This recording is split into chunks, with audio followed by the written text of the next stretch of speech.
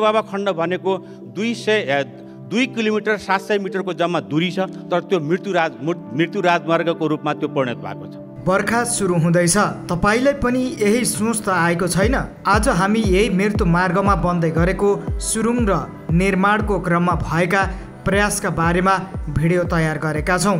नमस्कार, म सुभाष विशी। मृत्यु मार्गको नामले चिनिएको सिद्धबाबा सडक खण्ड अहिले नेपालको दोस्रो सुरुङ मार्गको रूपमा परिचय बदलेको छ। यो सडकले सयौंको ज्यान लियो, हजारौं परिवारलाई बिचल्ली बनाएको छ, करोडौंको भौतिक क्षति पुर्यायो। अहिले पनि यो सडकमा यात्रा गर्दा हाम्रो सातो नै जाने गर्छ। यो सडकमा पाल्पा, गुल्मी, अर्घाखाँची, बागलुङ, स्याङ्जा, कास्कीका नागरिक बढी यात्रा गर्छन्। पर्यटकीय सहर तानसेन तथा पोखरामा जाने पर्यटकको छोटो गन्तव्य पनि यही सडकबाट हुने गर्छ। तर वर्षौंसम्म यो सडकको विषयमा कुरा उठ्यो, तर बन्न सकेन। पाल्पाबाट पटक पटक सांसद बनेका सोमप्रसाद पाण्डेले यो सडकको बारेमा धेरै पटक संसदमा बोले। सबभन्दा महत्त्वपूर्ण र चाहिँ धेरै भयावह, सबैले सुन्दा पनि आङजिङ हुने एउटा चाहिँ बाटो, त्यो भनेको सुनौली पोखराको सिद्धबाबा खण्ड, सिद्धार्थ राजमार्गको सिद्धबाबा खण्ड। यसमा चाहिँ हामी आजभन्दा झन्डै 2.5 वर्ष पहिला यसको चाहिँ रकम सुनिश्चित गरेर 10 अरब 15 करोड हामीले 2076 सालको मक्सिर 10 गते नेपाल सरकार अर्थ मन्त्रालयले त्यसको चाहिँ स्रोत सुनिश्चित गरिसकेको छ र त्यो ठाउँमा सुरुङ मार्ग बनाउनको निम्ति चाहिँ सबै प्रक्रिया पुरा भएको छ। तर अहिलेसम्म ठेक्का लागेको अथवा चाहिँ त्यो काम सुरु भएको छैन। ठेक्का लागेको पनि सुनेका छौँ, तर आलटाल भएको छ। वर्षौँ बितिसक्यो, 2.5 वर्ष त हामी यसमा चाहिँ रकम सुनिश्चित गरेको समय भइसक्यो, तर चाहिँ यो काम तत्काल सुरु गरियोस्। मैले यही सदनमा भनेको थिएँ, यो ठाउँमा सुरुङ मार्ग बनाइएन भनेदेखि म अनसन बस्छु भनेर मैले विशेष समय लिएर बोलेको थिएँ। अब त्यसको निम्ति डिजाइनिङ भयो, ठेक्का पनि भयो, तर अहिले पनि काम सुरु गर्नको निम्ति आलटाल भएको छ। त्यो काम तत्काल सुरु गरियोस्। फेरि धर्ना बस्न पर्ने अथवा चाहिँ मैले फेरि घेराउ गर्न पर्ने यो बाध्यता नहोस्, म यो अनुरोध गर्न चाहन्छु। र पाण्डेले सिद्धबाबा सडक खण्डको 2 किलोमिटर सडक धेरै जोखिम छ भन्दै सदनमा यस्तो भनेका थिए। राख्नै पर्ने र त्यो बजेटमा पर्नै पर्ने आवश्यकता छ। सिद्धार्थ राजमार्ग जो बुटोलदेखि सुनौली चाहिँ पोखरासम्मको राजमार्ग हो, त्यसभित्र यो सिद्धबाबा खण्ड छ। त्यो सिद्धबाबा खण्ड भनेको 2 किलोमिटर 700 मिटरको जम्मा दूरी छ, तर त्यो मृत्यु राजमार्गको रूपमा त्यो परिणत भएको छ। अहिलेसम्म हामी तथ्याङ्क हेऱ्यौँ भने झन्डै 950 मान्छे त्यो 2 किलोमिटर 700 मिटरको बिचमा मान्छे मरेको रेकर्ड देखिन्छ। त्यस कारण त्यो ठाउँमा अहिले चाहिँ नेपाल सरकारले सुरुङ मार्ग निर्माण गर्ने भनेर योजना बनाएको छ। सम्भवतः DPR तयार भइसकेको छ। मेरो माननीय मन्त्रीसँग के अनुरोध छ भने त्यो सिद्धबाबा खण्डमा, सिद्धार्थ राजमार्गको सिद्धबाबा खण्डमा यसै वर्षदेखि काम सुरु हुने गरी बजेट विनियोजन गरियोस्। सिद्धबाबा क्षेत्रमा मात्र होइन, बुटोलदेखि तानसेनसम्म जोखिम उत्तिनै छ। संसदमा पाण्डेले यस्तो भनेका थिए। साँच्चै भन्दा सबैलाई थाहा भएको कुरा हो, त्यो सिद्धार्थ राजमार्गको सिद्धबाबा खण्ड भनेको अत्यन्तै जोखिमयुक्त खण्ड हो। करिब 2 किलोमिटर बाटो अत्यन्तै जोखिम। हिउँदको महिनामा पनि त्यहाँ ढुङ्गा खस्ने, पहिरो जाने गर्छ। त्यसको मर्मतको निम्ति अहिले नेपाल सरकारले त्यसलाई सुरुङ मार्ग निर्माण गर्नको निम्ति केही अध्ययन पनि गर्दैछ।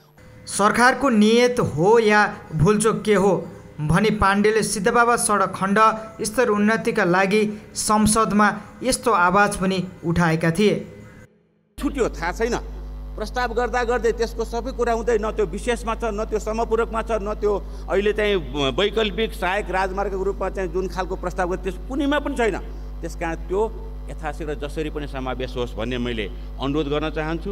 त्यो आज हामी यो भिडियोमा पूर्व मन्त्री तथा पूर्व सांसद सोमप्रसाद पाण्डेलाई किन जोडिरहेका छौँ भने सिद्धबाबा खण्डमा सुरुङ मार्ग निर्माण गर्नुपर्छ भनेर पहिलो आवाज उठाउने सांसद सोमप्रसाद पाण्डे नै हुन्। त्यसैले हामी आज सोमप्रसाद पाण्डेलाई पर्दा पछाडिको एक पात्रको रूपमा लिएका छौँ। इतिहासका जीवित यी प्रमाणहरू जसले सिद्धबाबा सुरुङ मार्ग निर्माण निम्ति सोमप्रसाद पाण्डे नेतृत्वको साक्षी बस्दछन् र सिद्धबाबाको पहिरोमा परेर अकालमा मर्नुपर्ने युगको अन्त्य गर्दैछन्।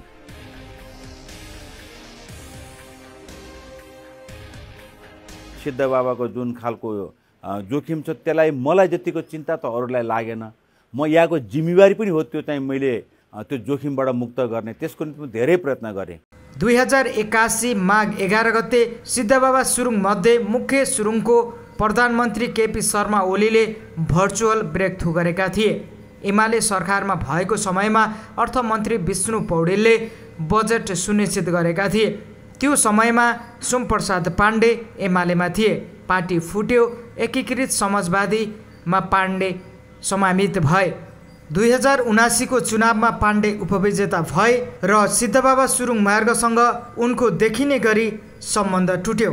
मार्गको निम्ति यसलाई लाग्ने रकमको पनि सुनिश्चितता भएको छ।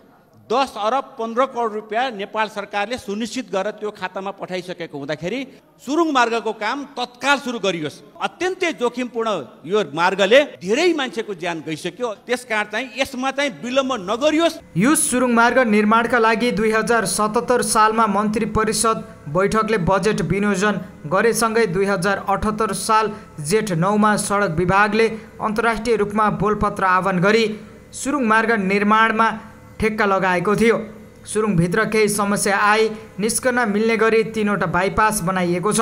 तेस्रो र पहिलो बाइपास ब्रेकथ्रू भदौ तथा असोजमा भएमा दोस्रो बाइपास भने 2081 पुस 7 गते भएको थियो।